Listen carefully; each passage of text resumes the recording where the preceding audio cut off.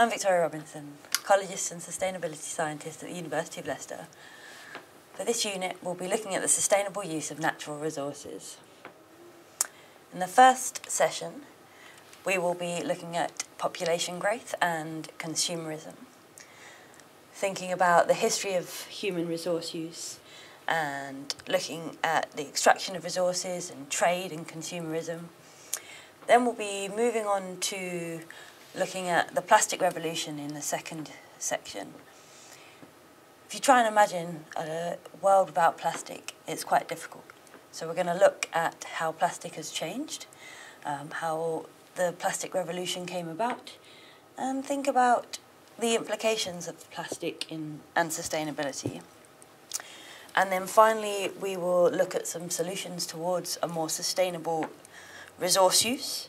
Think about the 3 R's, reduce, reuse, recycle, and looking at it in the context of getting you to think about food security and energy. So, natural resources are essentially the basis of all living beings on our planet.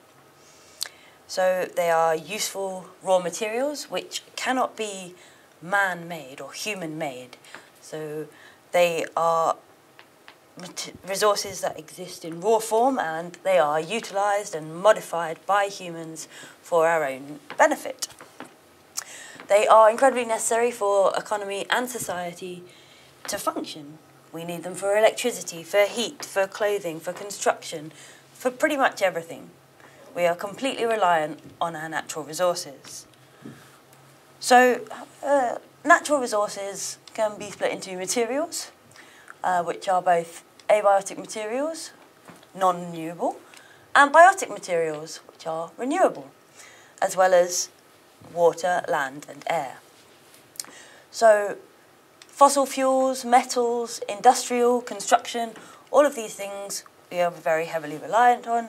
And then agriculture, forestry, fisheries, there are food and basic necessities so that we can eat. So thinking about how natural resources are broken down and distributed, we can have a little bit of a look at the history of human resource use. So natural resources are the material base for all of our societies and economies. So all of our societal and economic systems are completely reliant on natural resources. But there have been dramatic changes in per capita resource use. If you think about industrial societies today, inhabitants of those industrial societies use 4 to 8 times more resources than inhabitants of agricultural societies. And inhabitants of industrial societies also use 15 to 30 times more resources than inhabitants of societies which are more traditional hunter-gatherers. So you can see how industrialisation has caused a dramatic increase in our resource use. And the global ecosystems are unable to keep up with the demand that we are currently placing on the planet.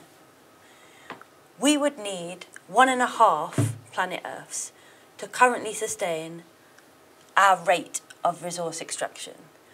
So that means that we are extracting resources every year that would need 1.5 years to replenish. It's unsustainable. And if we carry on in this trajectory, by the year 2030, we could need 3 planets. So, something has to change. Let's have a look at the world's resources by country. So, you can see that we have rubber here. Thailand, the biggest producer of rubber. Diamonds. So, all of these natural resources correlate to different places on the map. But what you'll see is that the countries that have the most natural resources are not necessarily the biggest users of natural resources. So a lot of South American countries are very rich in resources, but they don't use anywhere near as much in terms of resources per person compared to Europe, the United States, Australia. So let's think a little bit about extraction of resources. Natural resource use is increasing every single year. We currently extract 60 billion tonnes of natural resources every year. That is the equivalent to 41,000 Empire State Buildings every single year, or 112 Empire State Buildings every single day. That's a lot of resources that are being used every single day. 112 Empire State Buildings. That's 50% more than we were using just 30 years ago. So you can see that resource use is currently increasing much quicker than it ever has done before. Almost half of the global extraction takes place in Asia. Then comes North America, then Europe and Latin America. But Asia is not necessarily the biggest consumer of those resources. And large variations exist in resource extraction per capita. Because someone who lives in Australia, for example, is responsible for the extraction of 10 times more resources than someone who lives in Africa or Asia. That doesn't mean they physically extract it, but they use 10 times more resources, so they're responsible for 10 times more extraction. So Asia might be the biggest extractor. Someone in Australia is using more resources. So if we have a quick look here at absolute material consumption of countries and their share in the global material consumption in 2008, you can see how the map is distorted. So most of sub-Saharan Africa is small, Australia's tiny. You can see the UK's bulged up. China's huge. Because we're consuming so much more. You can see where consumption is large, then the country has become larger. Where consumption is relatively small, consumption has dropped. You can see Canada has almost disappeared entirely. So, in terms of the actual resources that we're extracting, you can see how since 1980, really, the biggest increase has actually been in industrial and construction materials. Because we're developing. The world is still developing. And in the last 30 years, lots of countries have needed lots more materials as they've been developing more and more. So fossil fuel use has increased, as has the use of metals and biomass, but not by as much as construction and industrial materials.